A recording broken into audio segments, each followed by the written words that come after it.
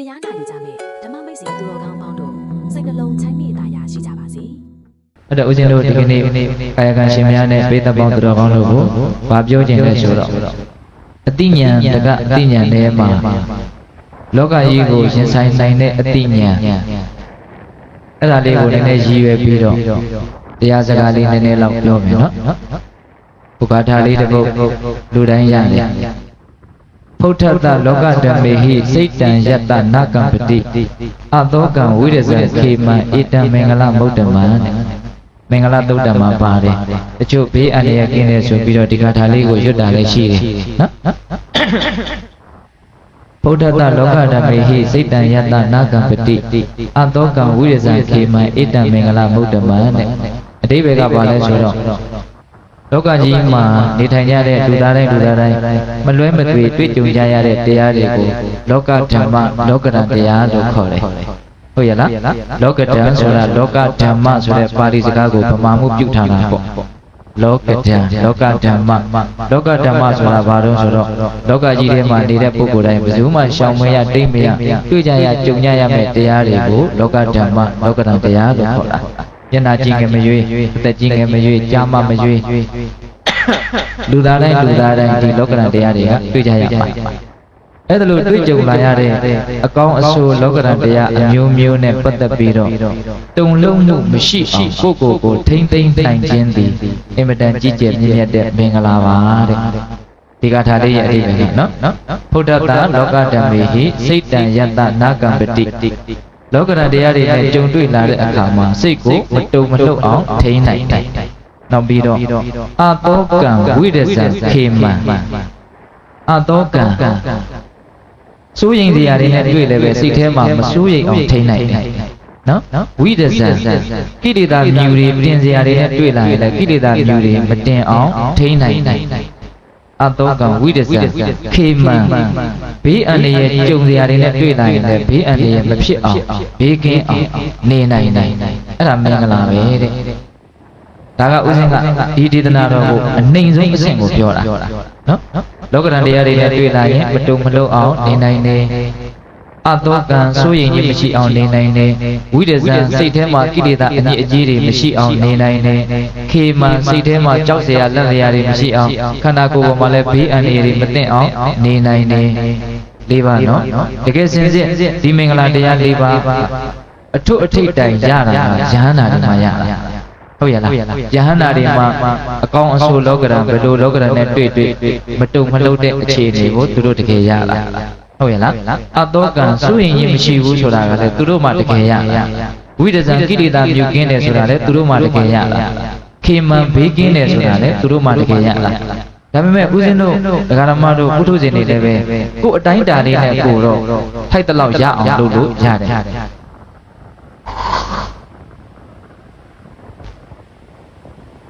အဲ့ဒါကိုဦးဇင်းကဒီကနေ့ပြောခြင်းတာဟုတ်ရဲ့လားတွေ့ကြုံလာတဲ့လောကဓာတ်တရားတွေနဲ့ပတ်သက်ပြီးတော့စိတ်ထဲမှာမတုံမလှုပ်အောင်ယဟန္တာအဆင့်ကိုရည်ရွယ်ပြောတာမဟုတ်ဘူးနော်တိတိတာတာလှုပ်လှုပ်ခက်ခက်ကြီးဖြစ်မသွားအောင်တော့ထိန်းနိုင်ရမယ်အဲ့တော့လောကဓာတ်တရားဆိုတာကပေဒပေါင်းတော်ကောင်းတို့အလုံးသိထားကြတယ်နော်လာဘောအလာဘောယသောအယသောနေနာပတန္တာဒုက္ခဒုက္ခကြားဘူးတယ်နော်လာဘောအလာဘောရခြင်းမရခြင်းပေါ့ကိုမြတ်နိုးတာတွေကိုလူတိုင်းရှားနေကြတာပဲလေရတာလည်းရှိတယ်မရတာလည်းရှိတယ်အဲ့ဒါရတာလည်းလောကဓာတ်ပဲ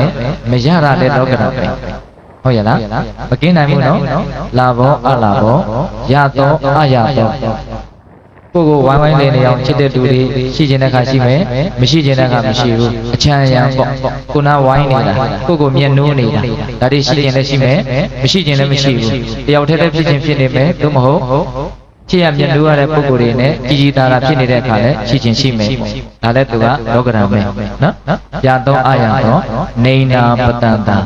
ကိုကဲ့ရဲ့ရှုံချတာတွေရှိမယ်သို့မဟုတ်ချီးမွမ်းကြတာတွေကိုကောင်းတယ်လို့ပြောကြတာတွေရှိမယ်ဒါသူတို့စိတ်ထဲမှာသူတို့ထင်တဲ့အကျင့်ကိုရိုးရိုးသားသားပြောတာပဲကဲ့ရဲ့လို့လည်းမခံနိုင်တဲ့စိတ်တွေသိမဖြစ်တဲ့ဘူးသူတို့စိတ်ထဲမကောင်းမှုလို့ထင်တာကြီးဘယ်တတ်နိုင်ကြလဲ ထင်စရာအကြောင်းလေးရှိလို့နေမှာပေါ့ဟုတ်လားကိုလည်းသူများကိုထင်တာပဲမို့လားအေးအဲ့ဒါလို့ထင်တော့ထင်တယ်လို့ပြောလိုက်တယ်ကဲ့ရဲ့တဲ့စကားသူတို့စိတ်ထဲမှာကောင်းတယ်လို့ထင်တော့လည်းပဲအဲ့ဒီကောင်းတယ်ထင်တဲ့အထင်ကလေးကိုဖွင့်ဟပြီးတော့ပြလိုက်တာပါပဲတကယ်တမ်းကတော့စကားဆိုတာသူတို့စိတ်ထဲမှာဘာတွေရှိတယ်ဆိုတာကိုတကားပေါက်ကိုဖွင့်ပြလိုက်တာပဲကဲ့ရဲ့တဲ့စကားကိုပြောတယ်ဆိုတာကမင်းကငါမကောင်းဘူးလို့ထင်တယ်လို့ပြောလိုက်တာအထင်ကိုပြတာနော်ချီးမွမ်းတာကတော့မင်းကငါကောင်းတယ်လို့ထင်တဲ့အထင်ကိုပြလိုက်တာအဲ့ဒါကိုတော့လူတွေကင်းနိုင်သလားမကင်းနိုင်ဘူးသူများရဲ့အထင်တွေကိုခံစားရလိမ့်မယ်ဟုတ်ရဲ့လားဘယ်လိုခံစားရမလို့ချီးမွမ်းခြင်းကဲ့ရဲ့ခြင်းဆိုတဲ့စကားသံတွေကနေတစ်ချက်ခံစားရလိမ့်မယ်ဒီလိုကငါ့ကိုမုန်းနေတာနဲ့တူပါရဲ့ဒါမှမဟုတ်ဒီလိုကငါ့ကိုအကောင်းထင်နေတဲ့နဲ့တူပါရဲ့ခံစားရတယ်နော်မုန်းတယ်လို့ထင်ရင်တော့စိတ်ထဲမှာတော်တော်အခါရခက်လိမ့်မယ်ဟုတ်လားသူများအထင်ကြီးကိုခံစားတာနော်ဒီချာချာစဉ်းစားကြည့်နော်သူများကကိုယ့်ကိုချစ်တယ်လို့ထင်ရင်တော့တော်တော်ဝမ်းသာတယ်ပြောတယ်သူစိတ်ထဲဖြစ်တဲ့အထင်ကိုဘယ်နဲ့ကြောင့်ကိုကဒီကလှုပ်လှုပ်ခတ်ခတ်ဖြစ်နေရတယ်လဲစဉ်းစားကြည့်ရင်တော်တော်လေးစိတ်ဝင်စားတဲ့အကောင်းတယ်ဟုတ်ရဲ့လားကိုယ့်ကိုကောင်းတယ်ထင်လိုက်တာနဲ့ဘယ်နဲ့ကြောင့်တအားကြီးပျော်ရွှင်သွားတယ်လဲကိုယ့်ကိုမကောင်းမှုထင်တာနဲ့ဘယ်နဲ့ကြောင့်ရုပ်ပြက်ဆင်းပြက်စိတ်ပြက်သွားရတယ်လဲနော်အဲ့ဒီကိစ္စတွေဘယ်သူမှမကင်းနိုင်ဘူးနော်ချီးမွမ်းခြင်းကဲ့ရဲ့ခြင်းဟုတ်ရဲ့လား၆ပါးရှိပြီနော်ရခြင်းမရခြင်းအကျွေးရန်ရှိခြင်းမရှိခြင်းချီးမွမ်းခြင်းကဲ့ရဲ့ခြင်းပြီးတော့ဒုက္ခဒုက္ခချမ်းသာခြင်းဆင်းရဲခြင်းချမ်းသာခြင်းဆင်းရဲခြင်းကတော့နေပေအခြေကြီးပဲအမျိုးမျိုးသောအကြောင်းကြောင့်သောတော်ကအကြောင်းတရားတွေလည်းပါမယ်နော်အမျိုးမျိုးသောအကြောင်းကြောင့်စိတ်ထဲမှာချမ်းသာတာတွေမရှိနိုင်ဘူးလားရလို့ချမ်းသာတာလည်းရှိမယ်ကျွေးရန်နေတဲ့နေရလို့ချမ်းသာတာလည်းရှိမယ်ချီးမွမ်းခံရလို့ချမ်းသာတာတွေလည်းရှိမယ်အာယုန်တွေကိုခံစားရလို့ချမ်းသာတာတွေရှိမယ်အဆင်ပြေတာတွေရှိတယ်မို့လားရှိတယ်ဒါလည်းပဲလူတွေမပြောနဲ့တိဋ္ဌာန်လေးတွေတောင်ရတယ်အဲ့ဒီချမ်းသာဟုတ်လားနောက်စိတ်ထဲမှာအစင်မပြေမှုဆင်းရဲဒုက္ခဒါလည်းပဲရှောင်လို့မရဘူးခုနတုန်းကမရတဲ့အတွက်ကြောင့်ကဲရတဲ့အတွက်ကြောင့်အချမ်းရမရှိတဲ့အတွက်ကြောင့်သူများကအကောင်းမထင်တဲ့အတွက်ကြောင့်အဲ့လိုအမျိုးမျိုးသောအကြောင်းကြောင့်စိတ်ညစ်တယ်စိတ်ဆင်းရဲတယ်ဖြစ်မယ်နော်ဒါမှမဟုတ်ခန္ဓာကိုယ်ကယောဂဝေဒနာတို့ကြောင့်တော့၎င်းအမျိုးမျိုးပေါ်လေဖြစ်เสียအကြောင်းတရားတွေကအများကြီးရှိတယ်အဲ့ဒါလို့အနိဋ္ဌာယုံနေကြောင့်စိတ်ထဲမှာဆင်းရဲသွားတာရှိမယ်ကိုယ်ထဲမှာဆင်းရဲသွားတာရှိမယ်အိဋ္ဌာယုံနေကြောင့်စိတ်ထဲမှာချမ်းသာသွားတာရှိမယ်ကိုယ်ထဲမှာချမ်းသာသွားတာရှိမယ်အဲ့ဒီချမ်းသာခြင်းဆင်းရဲခြင်းကိုလည်းပဲဘယ်လိုတတ္တဝါမှမရှောင်နိုင်ဘူးတွေ့ရနော်တတ္တဝါတိုင်းတွေ့ရမယ်ဘယ်နှမျိုးတော့၈မျိုးအဲ့ဒါမြတ်စွာဘုရားကဘယ်လိုတောင်ဟောထားလဲဆိုတော့အဲ့ဒီလောကရန်တရားတွေဟာတဲ့တတ္တဝါတွေရဲ့နောက်ကိုအမြဲတမ်းလိုက်နေတယ်တဲ့နောက်ထပ်တစ်မျိုးစိတ်ဝင်စားစရာကောင်းတာကတတ္တဝါတွေကလည်းအဲ့ဒီလောကရန်တွေနောက်ကိုအမြဲတမ်းလိုက်နေတယ်တဲ့ခုဘဝကပြုတ်ခဲ့တဲ့ကံတွေကြောင့်လောကရန်တွေကကိုယ်နောက်လိုက်တာလည်းရှိတယ်အခုကောင်းမှလျက်နဲ့မကောင်းတာတွေတွေ့ရတာရှိတယ်အဲ့ဒါလောကရန်တွေကကိုယ်နောက်လိုက်တာပေါ့ဟုတ်လားကိုကလောကရန်နောက်လိုက်တာလည်းရှိတယ်သူကြပါစို့ကိုကအတိတ်ကံတွေကောင်းမှလျက်နဲ့ဒီဘဝအချိုးမကျလို့မိကောင်းချွေကောင်းနဲ့မပေါင်းသင်းရလို့အသိဉာဏ်တွေနည်းပြီးတော့မဟုတ်တာတွေလှုပ်ရက်နေလို့မကောင်းတဲ့လောကရန်တွေတွေ့ရတာမရှိဘူးလားမကောင်းတာတွေတွေ့တိုင်းအတိတ်ကံကြီးရဲ့ရုံးမဲ့ဖွဲ့လို့တော့မရဘူးနော်ဒီဘဝကိုမဟုတ်လို့ရှိရင်မဟုတ်တာတွေကိုတွေ့ကြုံရမှာပဲဟုတ်ရဲ့လားမဟုတ်တာလုပ်ရင်မဟုတ်တာတွေကိုခံစားရမှာပဲဟုတ်ရဲ့လားဒါကြောင့်အဲ့ဒါမျိုးကြတော့ကိုကလောကရန်နောက်ကိုလိုက်တာကောင်းကောင်းလုပ်ရင်တော့ကောင်းတာနဲ့တွေ့မှာပေါ့မကောင်းတာတွေလုပ်ရင်တော့မကောင်းတာတွေနဲ့တွေ့မှာပေါ့လောကရန်ကကိုယ့်နောက်ကိုလိုက်လို့တော့၎င်းသို့မဟုတ်ကိုကလောကရန်နောက်ကိုလိုက်လို့တော့၎င်းဘယ်သူကဘယ်သူနောက်ကိုပဲလိုက်လောကရန်တွေနဲ့တတ္တဝါတွေနဲ့ကတော့လုံးထွေးချတဲ့ခတ်ပြီးတော့တွေ့နေကြတာပဲအဲ့ဒါဘယ်သူမှမရှောင်နိုင်ဘူးနော်အဲ့ဒါလို့တွေ့လာကြတဲ့အချိန်မှာစိတ်ကိုမတုံအောင်မလှုပ်အောင်ထိန်းနိုင်ရမယ်တဲ့စိတ်ကိုမတုံအောင်မလှုပ်အောင်ထိန်းနိုင်ရမယ်ကောင်းလောကရန်၄ပါးနဲ့တွေ့လို့စိတ်ထဲမှာဆွဲလန်းတဲ့နှစ်သက်တဲ့ရင်မှုတယ်ဆိုရင်အဲ့ဒါလည်းပဲတုံ့လှုပ်ခြင်းတစ်မျိုးပဲဟုတ်လားမကောင်းလောကရန်နဲ့တွေ့လို့စိတ်ထဲမှာထိကြိုက်တယ်ကြေကွဲတယ်ဝမ်းနည်းတယ်ခံရခက်တယ်အဲ့ဒါဆိုရင်လည်းတုံ့လှုပ်ခြင်းတစ်မျိုးပဲလူတွေကမကောင်းတဲ့လောကရန်ကိုမှလောကရန်လို့ညသောအဖြစ်သတ်မှတ်ကြတာမကောင်းတဲ့လောကရန်မှာဟေ့လောကရန်တွေ့နေပြီအန်ကျိတ်ပြီးတော့ခံကြအဲ့ဒါဆိုရင်တော့တော်တော်လေးကြိုးစားတယ်မကောင်းတဲ့လောကရန်တွေနဲ့တွေ့ရင်ဘုရားတရားအာယုံပြုပြီးတော့မကောင်းတဲ့လောကရန်ကိုအစဉ်ပြေပြေကျော်လွှားနိုင်အောင်ကြိုးစားကြတယ်ဟုတ်လားငါလောကရန်ဆိုတွေတွေ့နေတာကုသိုလ်တွေလို့ဥမမကောင်းတဲ့လောကရန်ကိုတော့လောကရန်မှတိတိမတ်မတ်တတ်တတ်မတ်မတ်သတ်မှတ်ပြီးတော့ကျော်လွှားနိုင်အောင်ကြိုးစားကြတယ်ခက်တာကကောင်းတဲ့လောကရန်ကြတော့ကျော်လွှားနိုင်အောင်သိပြီးတော့မကြိုးစားဘူးဟုတ်လားကောင်းတဲ့လောကရန်ကြတော့လောကရန်လို့တောင်အတိမတ်မပြေဘူးအသာလေးရင်မှုပြီးတော့စီးမြော့ပြီးတော့လိုက်သွားတာတကယ်စင်စစ်မြတ်စွာဘုရားကကောင်းတာလည်းပါလေလောကရန်ပဲမကောင်းတာလည်းလောကရန်ပဲ ကောင်းတာကလည်းလူကိုအကျိုးမဲ့မှုတွေဖြစ်စေနိုင်တယ်ဟုတ်လားမကောင်းတာကမှလူကိုအကျိုးမဲ့မှုတွေဖြစ်စေနိုင်တာမဟုတ်ဟုတ်ရလားပိတ္တတို့စဉ်းစားကြည့်နော်ဟိုမီးလောင်လုံးမှတည်နိုင်တာမဟုတ်ဘူးယင်းနေရင်လည်းတည်နိုင်တာပဲဟုတ်လားပဂရိမီးလောင်မှတည်တာမဟုတ်ဘူးရွှေရည်ဘူးမီးလောင်ရင်လည်းတည်နိုင်တာပဲသဘောပေါက်ရလားဦးဇင်ပြောတာကနော်လူတွေကမကောင်းတာတွေနဲ့တွေ့မှဒါတွေဟာဒုက္ခတွေ့ပြီဒါတွေဟာငါ့ကိုဖောက်ပြန်သွားစေနိုင်တဲ့အရာတွေလို့နားလေလားများသောအားဖြင့်ကအဲ့ဒီတိုင်းပဲရှိတယ်နော်တကယ်တမ်းကကောင်းတာတွေကလည်းကိုယ့်ကိုဖောက်ပြန်မှုမဖြစ်စေဘူးလားဖြစ်တာပေါ့ဦးဇင်းအထင်ပြောရရင်တော့ကောင်းတာတွေကပိုးတောင်ကြော်လွှားဖို့ခက်မဲထင်တယ်မကောင်းတာတွေကြောင့်ဒုက္ခရောက်တာတဲ့ကောင်းတာတွေကြောင့်ဒုက္ခရောက်တာကပူကြီးကျယ်မဲထင်တယ်အဲ့ဒီကိစ္စကိုဉာဏ်ပါပါနဲ့စဉ်းစားကြည့်သိလားမကောင်းတာတွေကြောင့်လူတွေပျက်စီးတာတဲ့ကောင်းတာတွေကြောင့်လူတွေပျက်စီးတာပိုများမယ်လို့ထင်တယ်ကောင်းတဲ့အာယုန်တွေတွေ့ပြီးတော့မေ့လျော့မှုတွေပိုများနိုင်တယ်ချင်းရဲလေးလေးတန်ဝေရရဆိုတဲ့စကားဟာရေဘူးရအဖြစ်မှန်တယ်နော်တကယ်ချင်းရဲလာပြီဆိုလို့ရှိရင်အမှန်တရားကိုသိမြင်အောင်ဘာသာတရားကိုလေ့လာလိုက်စားတာမျိုးလေးနဲ့တဲ့အတွေးတွေတွေးတာမျိုးဒါဥစဉ်လက်တွေ့ကြတာကိုပြောတာနော်အဲ့ဒီဘက်ကိုနည်းနည်းတော့ဥလည်သွားတယ်အစသာရရအဆင်ပြေးနေတယ်ဆိုရင်တော့တကယ်ကိုပဲမိမိရောရောပန်းနိုင်ရောက်နေတဲ့လူတစ်ယောက်လို့ပေါ့ပန်းနိုင်လေတကယ်ရောက်သေးတာမဟုတ်ဘူးနော်အေးအဲ့ဒီတော့ဘလို့ဖြစ်တုံးဆိုတော့ကောင်းတာတွေကိုကြတော့ကြောက်ရကောင်းမှမသိဘူးမကောင်းတာတွေကိုသာကြောက်ရကောင်းမှသိတယ်တကယ်စင်စစ်ကောင်းတာရောမကောင်းတာရောကိုကအသုံးမကျဘူးဆိုရင်ကြောက်เสียအန်တွေကိုပေးနိုင်တာကြီးပဲအဲ့ဒီအချက်ကိုတော့စောစောစီစီနားလည်ထားဖို့လိုတယ်နော်အေးမကောင်းတာကသာဒုက္ခပေးနိုင်တာမဟုတ်ကောင်းတာကလည်းဒုက္ခပေးနိုင်တယ်အဲ့တော့မြတ်စွာဘုရားကဒီလောကဓာတ်တရားတွေဟာကြောင်လို့မရဘူးတိမ့်လို့မရဘူးတွေ့မှာတွေ့လာတဲ့အခါမှာစိတ်ထဲမှာမတုံဖို့မလှုပ်ဖို့ထိမ့်သိမ့်နိုင်ရင်ဒါမင်္ဂလာပါလို့မြတ်စွာဘုရားဟောထားတာအဲ့ဒါဦးဇင်းတို့အင်္ဂုတ္တရနိကေအထကနိဗ္ဗာန်မှာလောကဓမ္မသုတ်တံဆိုပြီးတော့တတ်တဟောထားတာလည်းရှိသေးတယ်အဲ့ဒီမှာဘာပြောထားလဲဆိုတော့လောကဓာတ်တရားတွေကတော့တဲ့ဉာဏ်ရှိတဲ့အရိယာတာဝကအရိယာတို့ရဲ့တပည့်ဉာဏ်ပညာကြီးတဲ့ပုဂ္ဂိုလ်တွေလည်းလောကဓာတ်ကတော့တွေ့တာပဲတဲ့ဉာဏ်နဲ့တဲ့အကြမြင်ဘ ഹു တုတ္တမရှိတဲ့အဲ့လိုအသိဉာဏ်တုံးတဲ့ပုဂ္ဂိုလ်တွေကိုလည်းပဲလောကဓာတ်ကတော့တွေ့တာပဲတဲ့ဆိုလိုတာကဘယ်လိုလူဖြစ်ဖြစ်လောကဓာတ်ကတော့ရှောင်လို့မရဘူးဘုရားတောင်ရှောင်လို့မရဘူးတွေ့ကြတာပဲငါမှပို့တွေ့တယ်လို့ဘယ်တော့ခါကာလမှမစင်စားပါနဲ့ဟုတ်လားဆင်းရဲစေတဲ့ချမ်းသာစေတဲ့အကြောင်းတရားတွေကတော့လူတိုင်းမှာသူ့ဟာနဲ့သူရှိနေတယ်ကြော်လွှမ်းနိုင်တယ်မကြော်လွှမ်းနိုင်တယ်ဆိုတာကတော့ဒါကာယကံရှင်ရဲ့အရှိသွေးပေါ်မူတည်တာပေါ့တွေ့ကြတာတော့အတူတူပဲနော်ပုံစံတော့တူခြင်းမှတူမယ်ဟုတ်လားဒါပေမဲ့စိတ်နှလုံးကိုထိခိုက်စေနိုင်တဲ့အကြောင်းအရာတွေတွေ့တာကတော့အတူတူပ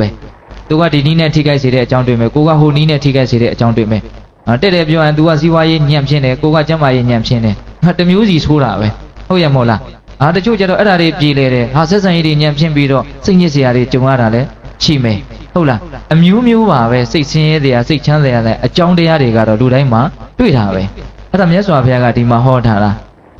အဲ့ဒါလို့ပညာရှိသူတော်ကောင်းတွေလည်းပဲလောကဓာတ်ကတွေ့တာပဲတဲ့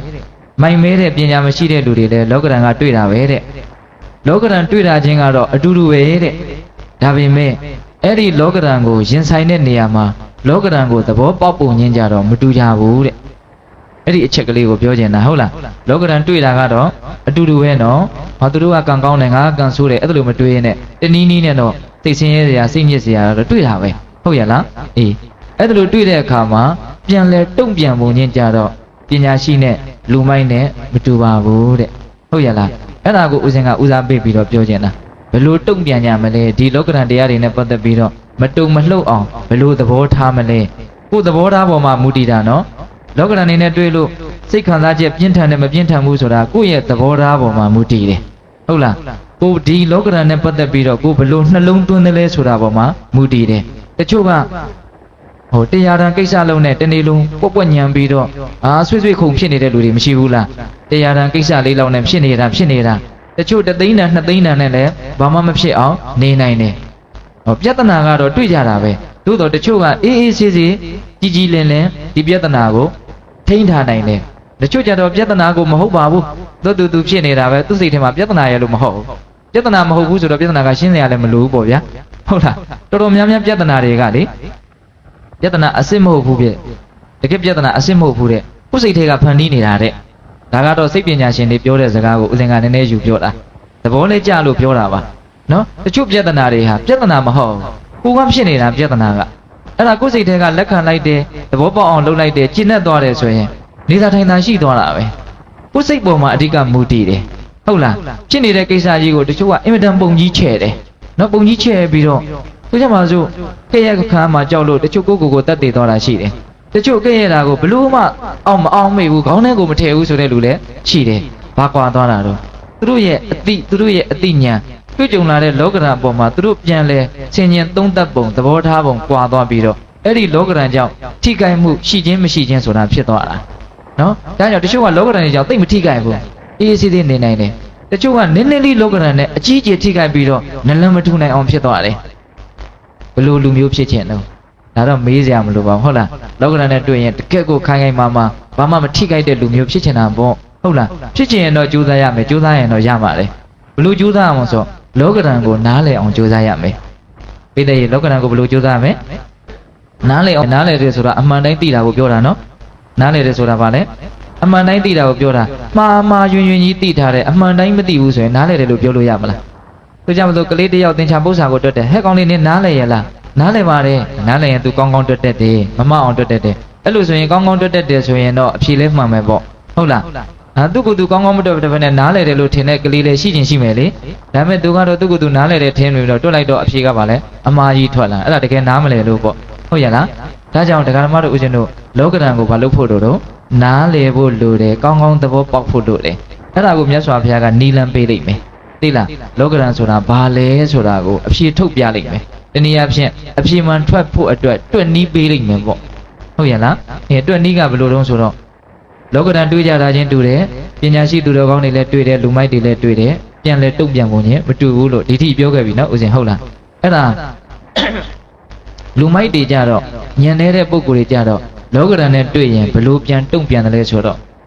အဲ့ဒီတွေ့ကြုံနေရတဲ့လောကဓာတ်တရား၈ပါးခုနပြောခဲ့ပြီနော်ရခြင်းမရခြင်းချွေရန်ရှိခြင်းမရှိခြင်းချီးမွမ်းခြင်းကဲ့ရဲ့ခြင်းချမ်းသာခြင်းဆင်းရဲခြင်းအကုန်မဲတော့ဒါကုန်တော့တာပဲဒီ၈ပါးလွယ်လွယ်လေလောကကြီးမှာမရှိပါဘူးဟုတ်လားအေးဒီ၈ပါးနဲ့တွေ့လို့ရှိရင်ဉာဏ်မရှိတဲ့လူတွေကဒါတွေဟာမမြဲတဲ့တရားတွေဒါတွေဟာဆင်းရဲတဲ့တရားတွေဒါတွေဟာမသက်သာတဲ့တရားတွေလို့မသိဘူးတဲ့ဟုတ်ရဲ့လားသူသိတာကရတယ်ဆိုရင်ဒါဝမ်းသာစရာလို့သူသိတယ်မရဘူးဆိုရင်ဒါဝမ်းနည်းစရာလို့သူသိတယ်ဟုတ်လားအချွေရန်နေရှိတယ်ဆိုရင်ဝမ်းသာစရာမရှိဘူးဆိုရင်တော့ဝမ်းနည်းစရာဟုတ်လားချမ်းသာတယ်ဆိုရင်တော့ဝမ်းသာစရာဆင်းရဲတယ်ဆိုရင်တော့ဝမ်းနည်းစရာကဲ့ရဲ့တယ်ဆိုရင်တော့ဝမ်းနည်းစရာချီးမွမ်းတယ်ဆိုရင်တော့ဝမ်းသာစရာသူကသမယိုးကြသိဒီအသိပဲရှိတယ်တဲ့ဟုတ်လားအဲ့ဒီလိုဒီတရားတွေဟာဆင်းရဲတဲ့တရားတွေအနှစ်မရှိတဲ့တရားတွေပျက်စီးသွားတဲ့တရားတွေပျောက်ကွယ်သွားတတ်တဲ့တရားတွေလို့သူ့မှာအဲ့ဒီအသိမရှိဘူးတဲ့အဲ့ဒီအသိမရှိတော့သူဘာဖြစ်တုံဆိုတော့ကောင်းတဲ့လောကဓာတ်တွေနဲ့တွေ့တော့သူဟာဝမ်းသာခြင်းဆိုတဲ့အစွန်းတစ်ဖက်ကိုရောက်ပြီးတော့ရင့်မှုတဲ့သဘောနဲ့သူဟာတမျိုးနှစ်မွန်းသွားတယ်ဟုတ်လားမကောင်းတဲ့လောကဓာတ်တွေနဲ့တွေ့တော့လည်းပဲဝမ်းနေခြင်းမကျေနပ်ခြင်းသဘောနဲ့ဆန့်ကျင်ဘက်ပြုတ်ပြီးတော့တမျိုးနှစ်မွန်းသွားတယ်သူကတော့အသိမရှိတဲ့အတွက်ကြောင့်ကောင်းတဲ့လောကဓာတ်နဲ့တွေ့လည်းပဲသူ့အတွက်ကတော့မကောင်းဘူးမကောင်းတဲ့လောကဓာတ်နဲ့တွေ့လည်းသူ့အတွက်ကတော့မကောင်းဘူးဟုတ်ပိဋကအတွက်မှားတာနဲ့အဖြေမှားကြီးထွက်တယ်နော်ကောင်းတဲ့လောကဓာတ်နဲ့တွေ့လည်းပဲမကောင်းဘူးမကောင်းတဲ့လောကဓာတ်နဲ့တွေ့လည်းမကောင်းဘူးကောင်းတဲ့လောကဓာတ်နဲ့တွေ့တော့ဘလို့မကောင်းအောင်ဆိုအမှန်တိုင်းမသိတဲ့အတွက်ကြောင့်ဆွဲလန်းခြင်းအကြီးအကျယ်ဖြစ်တယ်သူ့မှာဆွဲလန်းတယ်ဆိုတာအပြစ်ရှိတယ်ဗျလုံးလုံးတယ်တော့တိတ်အခါရခက်တယ်လို့မထင်ရဘူးနော်ဆွဲလန်းခြင်းလောဘယာကဟာအပြစ်ရှိတယ်ဆိုကြပါစို့ပိဋကတို့ကိုနားလည်အောင်ပြောမယ်မကျေနပ်တဲ့ဒေါသတို့ဘာတို့ဖြစ်ရတာကတော့စိတ်ဆင်းရဲတယ်ဆိုတာသိတာတဲ့ထင်ရှားတယ်မျက်နာတွေနီမျက်တောင်တွေနီပြီးတော့အကျိုးမဲ့တွေကိုလည်းထားလုပ်တာပဲတော်တော်ကြီးကို तू ကတော့ထင်ရှားတယ်ပေါ့အဲ့ဒီဆွဲလန်းတဲ့ယာကတို့လောဘတို့ဖြစ်တာကဖြစ်နေစေမှာတော့အခါရခက်တယ်လို့သိပြီးတော့မသိတာဘူးဒီခါတလေအခါရမခက်တဲ့အပြင်စိတ်ထဲမှာရင်မှုပြီးတော့ပြောနေတာတောင်ရှိသေးတယ်သဘောပေါက်ရလားနောက်ဆွဲလန်းတယ်နော်အေးအဲ့ဒါကနောက်တစ်ချိန်မှာအကြီးအကျယ်အတူးချပြီးတော့ပူရပူချောင်းအလုပ်ကိုကြိုတင်ပြီးတော့လုပ်တာအဲ့ဒါကြောင့်အပြစ်ရှိတယ်သိလားသူသင်ပြောတာကိုထပ်ပြောမယ်နော်ဆွဲလန်းခြင်းမှာအပြစ်ရှိတယ်အဲ့ဒါကဘာလဲဆိုတော့နောက်တစ်ချိန်ခွဲခွာရတော့မဲ့အခါမှာကိုမသက်သာအောင်ဆင်းရဲအောင်ကြိုတင်ပြီးတော့သာချုပ်ထားတဲ့သဘောပုတ်ကင်ယူထားတဲ့သဘောပဲဟုတ်လားကိုဆွဲလန်းတဲ့အရာကမပျက်စီးပဲနေမှာလည်းမဟုတ်တေချာမောက်ပျက်စီးမှာအဲ့တော့ဒကာမတို့ဦးဇင်းတို့ဆွဲလန်းတယ်ကဘာလို့အပြစ်ရှိတောင်ဆိုပျက်စီးမဲ့အရာကြီးကိုဆွဲလန်းတဲ့အတွက်ကြောင့်ကိုဆင်းရဲအောင်ကြိုလုပ်ထားတယ်လို့ပဲ ကိုဆွဲလန်းတာတွေကဘယ်တော့မှမပြည့်စည်မဲ့အရာတွေဘယ်တော့မှအန္တရာယ်မရှိမဲ့အရာတွေဟုတ်သလားမဟုတ်ဘူးဟုတ်လားကိုဆွဲလန်းတဲ့အရာတွေကတိကျဖို့ပြည့်စည်မဲ့အရာတွေကိုကိုကဆွဲလန်းမိတာအဲ့ဒီတော့ကိုကဆွဲလန်းမယ်ကိုဆွဲလန်းထားတဲ့အရာကပြည့်စည်မယ်နော်လာတယ်နော်ဒီလိုလာတယ်နော်ကိုကဘာလဲဆွဲလန်းမယ်ကိုဆွဲလန်းမဲ့အရာကပြည့်စည်မယ်အဲ့ဒီနှစ်ခုကမတည့်ဘူးဟုတ်လားအဲ့ဒါကြီးပြည့်စည်တော့မယ်ဆိုရင်ဒကာမတို့ဘယ်လိုနေမလဲဦးဇင်းတို့ဘယ်လိုနေထိတ်ကနေဖြစ်သွားမယ်သူကြမှာဆိုဒီခန္ဓာကြီးကိုအဓိကဆွဲလန်းတယ်ကင်ဆာလို့ပြောကြည့်ပါလားတခါတည်းပုံကြသွားမဆွဲလန်းရင်အဲ့လိုဖြစ်เสียအကြောင်းမရှိဘူးကိုသားသမီးလေးတွေကိုဆွဲလန်းတယ်ဟာဘာကလေးဘာဖြစ်တယ်လဲမသိဘူးဆိုရင်ဘာဖြစ်တယ်မဖြစ်တယ်ကမသိကြဘူးဒီမှာတော့လုံးဝကိုတော်တော်ကိုထိထိပြပြဖြစ်သွားပြီဖြစ်မှာလားလို့စိုးရိမ်နေရတယ်ဘယ်သူကြောင့်နော်ဆွဲလန်းခြင်းကြောင့်ဖြစ်မှာလားလို့စိုးရိမ်နေရတယ်နော်စိုးရိမ်နေဆိုတာမသက်သာဘူးဟုတ်လားဒါမဖြစ်သေးခင်မှာအဲ့ဒါလိုခံစားရတာကိုထင်တဲ့အတိုင်းစိုးရိမ်တဲ့အတိုင်းတကယ်ဖြစ်သွားပြီဆိုရင်တော့မပြောနဲ့တော့အဲ့ဒါဗလာမြေလူဖြစ်တော့တာပဲအဲ့ဒါဘယ်သူကြောင့်နော်ဆွဲလန်းခြင်းကြောင့်ပေါ့အဲ့တော့ဆွဲလန်းခြင်းကလောလောဆယ်တော့တက်တာတယ်လို့ပဲဒါကြောင့်မြတ်စွာဘုရားကချီထားတဲ့ကျိုးတစ်ချောင်းနဲ့ရော့တော့ရော့လေးလို့ထင်ရတယ်တဲ့ဒါပေမဲ့အင်မတန်ခိုင်နေတဲ့သိလားယုံလိုက်တာနဲ့တင်းသွားပြီမယုံမဲနဲ့တိုင်ချင်ရင်မှတတလေးနေရင်တော့တင်းမှမသိဘူးကျိုးကရော့နေဟုတ်လားဒါပေမဲ့ဒီနားကနေယုံတော့မယ်ဆိုတာနဲ့အဲ့ဒီကျိုးကြီးကတင်းသွားပြီကိုကမယုံတော့တဘာဝတည်းကြီးကခွဲရတော့မယ်ဆိုခေါ်ကျိုးတင်းပြီအဲ့ဒီကြရင်ခံရခက်ပြီဟုတ်လားကောင်းတဲ့လောကဓာတ်နေနဲ့တွေ့လို့ဆွဲလန်းတယ်မက်မောတယ်ဆိုတာလည်းပဲကိုဆင်းရဲအောင်လုပ်တာသူကပို့ပြီးတော့ကြီးကျယ်တဲ့ဒုက္ခကိုဖြစ်စေတယ်ဒါကြောင့်ဒုက္ခအလုံးတို့သည်သမုဒိယသစ္စာကြောင့်ဖြစ်တာလို့ဒီလူတွေသိရနော်သမုဒိယသစ္စာဆိုတာဘာပြောတာတော့တဏှာလောဘကိုခေါင်းတင်ပြီးတော့အရာကောက်ထားတာဟုတ်လားဒုက္ခမှန်သမျှဆွဲလန်းခြင်းမက်မောခြင်းလူချင်းချင်းကြောင့်ဖြစ်တာလို့ပြောတာဗျဒုက္ခမှန်သမျှဒေါသကြောင့်ဖြစ်တာလို့ဒေါသကိုဥတီမထားဘူးဒေါသလည်းပါတာပေါ့ဒါဒီဒေါသကတဏှာလောဘလောက်ဒုက္ခကိုမဖြစ်စေဘူးဟုတ်ရဲ့လားအဲ့တော့ကောင်းတဲ့လောကဓာတ်တွေကပိုးကြောက်เสียကောင်းတယ်ဆိုတာအဲ့ဒါကိုပြောတာကောင်းတဲ့လောကဓာတ်နဲ့တွေ့ရင်ဆွဲလန်းမယ်ရင်မှုမယ်မေ့လျော့မယ်ကောင်းတာတွေကိုမေ့မယ်ဟုတ်လားအဲ့ဒါပြဿနာကြီးကဘယ်တော့မှမတက်မဲ့ကိစ္စမဟုတ်ဘူးပြဿနာကတက်မှာခုဒကာဓမ္မတို့ဦးဇင်းတို့တွေကမပေါက်သေးတဲ့ဘုံတစ်လုံးကိုကင်ထားတာဒါကဦးဇင်းစိတ်ထဲပေါ်လာတဲ့ဥပမာပေါ့လေဟုတ်လားအဲ့ဒီဘုံကတေချာပေါက်ပါဖြစ်မှာတော့ပွဲမှာအဲ့ဒီအချိန်မှာကိုဘယ်လိုရင်ဆိုင်မလဲဆိုတာအဖြေရှိထားဖို့လိုတယ်ဆွဲလန်းခြင်းနဲ့မဖြေရှင်းနိုင်တာကတော့သိကြတယ်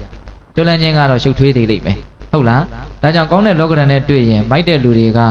ဒါဟာမမြဲဘူးဆင်းရဲတယ်အနှစ်မရှိဘူးဆိုတဲ့ဒီလောကဓာတ်တွေရဲ့သဘာဝကိုအမှန်တိုင်းမသိတဲ့အတွက်ကြောင့်ကောင်းတာတွေနဲ့တွေ့တော့သူ့မှာဆွဲလန်းရတယ်တဲ့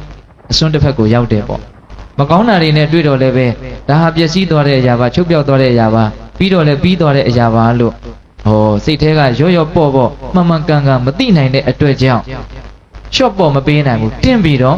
ဒေါသနဲ့မကြည်မနှက်ပူလောင်ရတယ်အဲ့ဒါကတော့အကျိုးမဲ့တယ်ဆိုတာသိကြပါတယ်ဟုတ်ရဲ့လားအဲ့ဒီတော့မိုက်တဲ့လူတွေရဲ့လောကဓာတ်ကိုတုံ့ပြန်နေဟာ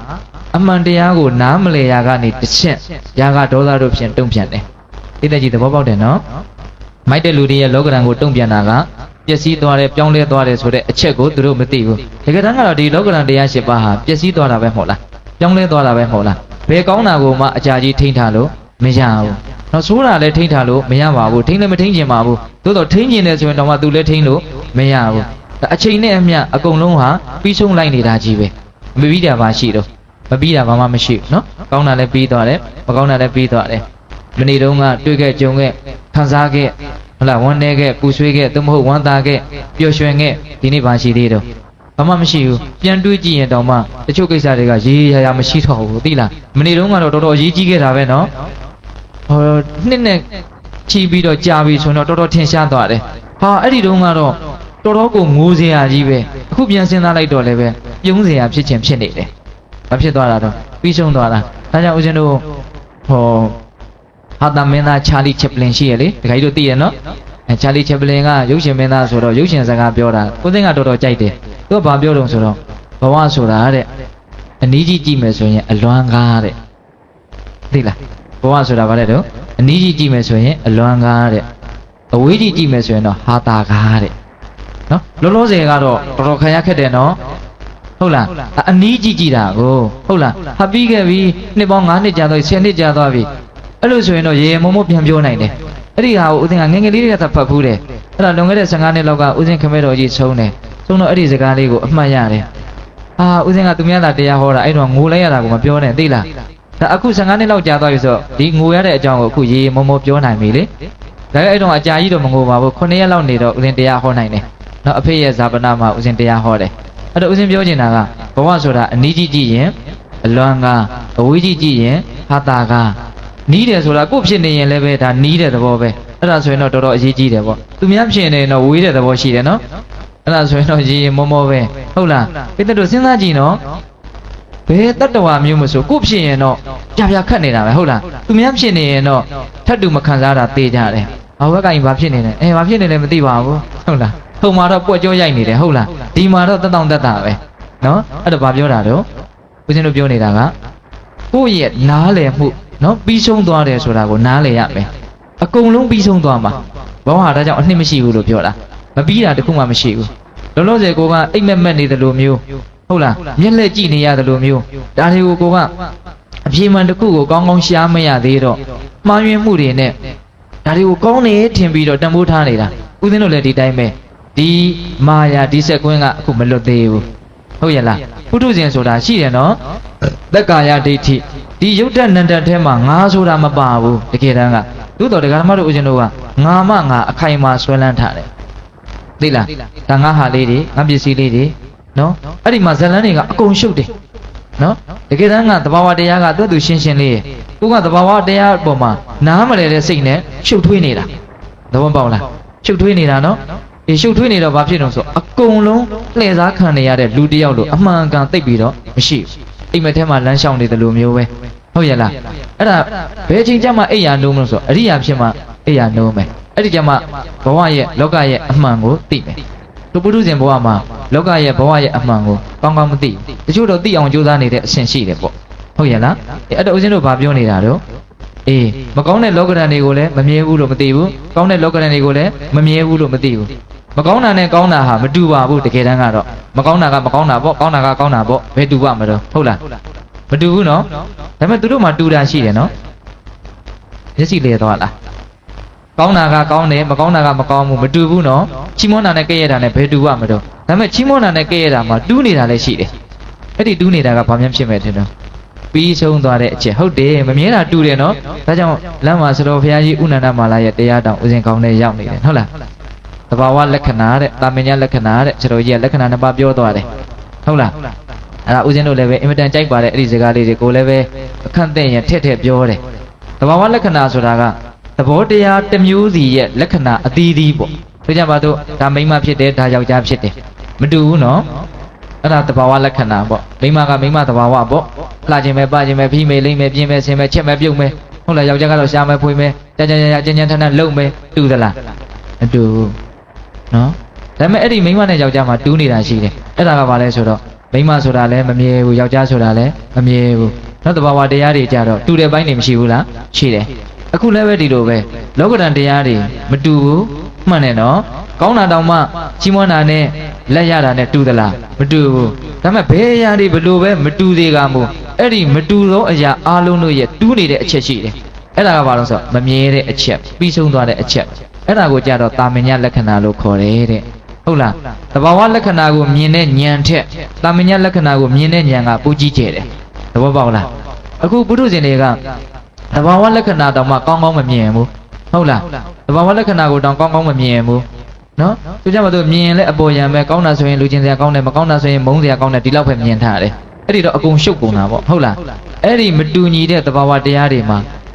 တူညီတဲ့လက္ခဏာတာမညာလက္ခဏာရှိတယ်အဲ့ဒါကဘာလဲပြီးဆုံးသွားတယ်ပျက်စီးသွားတယ်ဆိုတဲ့အချက်ပဲအဲ့ဒီအချက်ကိုမြင်လို့ရှိရင်ကောင်းတဲ့လောကဓာတ်နဲ့တွေ့လည်းပဲအစွန်းတစ်ဖက်ကိုမရောက်မကောင်းတဲ့လောကဓာတ်တွေနဲ့တွေ့လည်းပဲအစွန်းတစ်ဖက်ကိုမရောက်ဘူးအဲ့ဒါမြတ်စွာဘုရားကအသိဉာဏ်ရှိတဲ့အရိယာတာဝကဘုရားရဲ့တပည့်တရားဓမ္မတွေကိုကြားဖို့နာဝရှိတဲ့ဘုဒ္ဓတနဲ့ပြည့်စုံတဲ့ဉာဏ်ကြီးတဲ့ပုဂ္ဂိုလ်တွေကြတော့လောကဓာတ်နဲ့သူတို့လည်းတွေ့ပါတယ်တဲ့ဒါပေမဲ့သူတို့ကအဲ့ဒီလောကဓာတ်တရားတွေရဲ့တာမညာလက္ခဏာလို့ပြောရမယ်မမြဲတဲ့သဘောချင်းရတဲ့သဘောမစိုးမပိုင်တတဲ့သဘောဒါတွေဟာအကြောင်းကြောင့်ဖြစ်လာတဲ့အကျိုးတရားမျှပဲအရှင်ကုံတော့ရပ်ဆိုင်သွားကြတာကြီးပဲပြီးဆုံးသွားကြတာကြီးပဲလို့အဲ့ဒီအချက်ကိုသူတို့ကောင်းကောင်းသဘောပေါက်တယ်တဲ့နော်သဘောပေါက်တဲ့အတွက်ကြောင့်လောကဓာတ်ပု္ပ္ပာကိုသဘောပေါက်တဲ့အတွက်ကြောင့်သူတို့မှာအလောဘအဒေါသအမောဟဆိုတဲ့ ဟုတ်လားကောင်းတဲ့စိတ်ဓာတ်အဖြေတွေပဲထွက်လာတယ်ဟုတ်လားဟောပုထုဇဉ်တွေဦးဇင်းတို့မိုင်မဲတဲ့လူတွေကြတော့ဒီလောကရန်ရဲ့ပု္ပ္ပာအဖြေကိုကောင်းကောင်းသဘောမပေါက်တဲ့အတွက်ကြောင့်အဖြေတွေကဘာတွေထွက်အောင်ဆိုလောဘဒေါသဆိုတဲ့အဖြေတွေပဲထွက်လာတယ်အဖြေမှားတွေပဲထွက်လာတယ်ဦးဇင်းပြောတာနားလည်လားမသိဟင်တက္ကမကြီးတွေနော်အဲ့တော့အဖြေမှန်ထွက်အောင်ဟုတ်ရဲ့လားလောဘမဖြစ်ခြင်းဒေါသမဖြစ်ခြင်းတနည်းအားဖြင့်ပညာထွက်ခြင်းပညာဖြစ်ခြင်းပေါ့နော်အသိပညာပဲသူကဖြစ်သွားတာဟုတ်လားတွေ့ကြုံရတဲ့ကုံချမ်းကတော့အတူတူပဲနော်မိုက်တဲ့လူကအဲ့ဒီကုံချမ်းပေါ်ကနေပြီးတော့မိုက်မဲမှုနဲ့ထုတ်လိုက်တော့လောဘဒေါသအဖြေထွက်တယ်နော်ဉာဏ်ရှိတဲ့လူကြတော့အဲ့ဒီကုံချမ်းကိုပဲအကြောင်းပြုပြီးတော့ပညာဆိုတဲ့အသိဉာဏ်ပဲထွက်တယ်လောကကြီးအကြောင်းသိသွားတယ်နားလည်သွားတယ်ပညာထွက်လာတော့ဘာဖြစ်တုံးဆိုစောစောကပြောခဲ့တယ်နော်အသိဉာဏ်ပညာဆိုတာတန်ဖိုးအကြီးဆုံးဘောဆိုဒုက္ခတွေကိုနေကုန်းချုပ်ပေးနိုင်လို့ဒုက္ခတွေကိုတက်တာသွားစေနိုင်လို့တကယ်တက်တာရစေတာကအသိဉာဏ်ရှိမှတက်တာရစေတာဟုတ်ရဲ့လားအဲ့ဒီအသိဉာဏ်ဆိုတဲ့အဖြေမှန်တစ်ခုကိုထွက်ချင်တယ်ဆိုလို့ရှိရင်တွေ့ကြုံလာတဲ့လောကရန်တွေဟာမမြဲဘူးဆိုတဲ့ကောင်းကောင်းသဘောပေါက်ဖို့လိုတယ်ဟုတ်ရဲ့လားအဲ့ဒီတာမညလက္ခဏာကိုကောင်းကောင်းသဘောပေါက်ဖို့လိုတယ်ဟုတ်ရဲ့လားအဲ့ဒါဆိုလို့ရှိရင်လောကရန်ရဲ့အပေါ်မှာနားလည်မှုရတဲ့အတွက်ကြောင့်အဖြေမှန်ထွက်သွားတယ်မကောင်းဘူးလားကောင်းတယ်နော်အေးအဲ့ဒါလိုမျိုးကောင်းတဲ့လောကရန်နဲ့တွေ့လည်းပဲလောဘမဖြစ်မကောင်းတဲ့လောကရန်နဲ့တွေ့လည်းပဲဒေါသမဖြစ်ဖဲနဲ့အဖြေမှန်ထွက်ခြင်းဒီပင်လျင်မတုံဘူးမလှုပ်ဘူးလို့ဆိုတယ်တဲ့အဲ့ဒါတရားဓမ္မတို့ဦးဇင်းတို့ပုထုဇဉ်တွေမှာတော့ဝိပဿနာတရားရှုနေတဲ့အချိန်နော်ယောနိတော်မနတိကာရနဲ့တင့်တယ်လျောက်ပတ်စွာနှလုံးသွင်းဆင်ញင်နေတဲ့အချိန်မျိုးမှာဆိုရင်တော့အဲ့ဒီလိုသဘောမျိုးလေးပါပါလေးတော့မဖြစ်ဘူးလားဖြစ်မှာနည်းနည်းတော့ဖြစ်မှာပေါ့ဟုတ်လားဒါကြိုးစားရင်ကြိုးစားတော့ဖြစ်မှာပဲနော်အေးဟောယဟန္တာကြီးတွေကတော့ယာနုမိဖြစ်သွားတာပေါ့ဟုတ်လားဒီလိုမှမစင်စားဘူးအမှန်တိုင်းမတွေးဘူးဆိုရင်တော့တွေ့တိုင်းလောကဓာတ်နေနဲ့တွေ့တိုင်းသူ့မှာကြာရှုံးနေတဲ့အမြဲတမ်းအရှုံးဖြစ်မယ်ဒီနေရာမှာဦးဇင်းတို့ဖြည့်ဆွတ်ပြီးတော့ပြောချင်တာတစ်ခုရှိတယ်လောကဓာတ်ဆိုလို့တိတိတာတာထင်ထင်ရှားရှားကြီးငါရမှမရမှဟုတ်လားကဲရခံရမှချီးမွမ်းခံရမှမစင်ရလုံးမှချမ်းသာလုံးမှလောကဓာတ်လို့မထင်နဲ့အဲ့ဒါကတော့လောကဓာတ်အကြီးကြီးတွေပေါ့ဟုတ်လားအခုအသက်ရှူနေသည်မြအချိန်နဲ့အမျှလောကဓာတ်ကတွေ့နေအဲ့ဒီအချက်ကိုတော့သဘောပေါက်စေခြင်းတယ်ဟုတ်လားအခုလည်းပဲလောကဓာတ်တွေ့နေတာပဲဘာလောကဓာတ်ဖြစ်မလဲဆိုတာကတော့ပိဿတုရဲ့ပုံမှာမူတည်မယ်ဟုတ်လားဘုန်းကြီးကတရားဟောတာနည်းနည်းရှင်းနေပြီဆိုရင်တော့အဲ့ဒါမကောင်းတဲ့လောကဓာတ်တွေ့နေတယ်သဘောပေါက်လားတရားကသဘာဝကျတယ်ဘုရားဟောတာများတော်တော်ကောင်းတယ်ဆိုရင်တော့ကောင်းတဲ့လောကဓာတ်နဲ့တွေ့နေဟုတ်ရဲ့လာ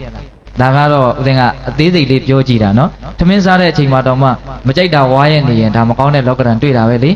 ဟုတ်ရဲ့လားအဲ့တော့အသေးလေးတွေကအချိန်နဲ့အမျှတွေ့မနေဘူးလားတွေ့နေတယ်ဟုတ်လားအဲ့ဒီအသေးလေးတွေကိုဖြတ်တန်းနိုင်မှအကြီးကြီးတွေနဲ့တွေ့ရင်ပြေလေလိမ့်မယ်အဲ့ဒီအချက်ကိုပြောရင်တော့ဒီအသေးလေးတွေကိုဦးစားပေးပြီးတော့ပြောနေတာခုတက္ကမတို့ဦးဇင်းတို့တွေကအသေးလေးတွေကိုတိတ်ထည့်မတွက်နော်အသေးလေးတွေထွက်မလို့တော့ထစ်ကနေသူများကတခွန်းလောက်ပြောလိုက်ရင်ဒိုင်းနဲ့ကိုကစိတ်တူပြီး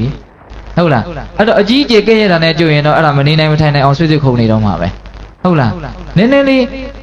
ဒုက္ခလေးနဲ့တွေ့တာတော့မှစိတ်ထဲမှာမသက်သာဘူးဆိုအကြီးကြီးဒုက္ခနဲ့တွေ့ရင်ဘယ်လိုနေမလဲပူဆိုးမှာပေါ့နော်ချင်ကြိုက်တာတောင်စိတ်တူနေတယ်ဆိုရင်တော့ယောဂဝေဒနာပြင်းပြင်းထန်ထန်ဖြစ်နေရင်တော့ဘယ်လိုနေမလဲပူဆိုးမှာပေါ့အဲ့ဒီအချက်ကိုကောင်းကောင်းနားလည်ထားဖို့လိုတယ်ဒါကြောင့်ငါလက်ကျင့်မယ်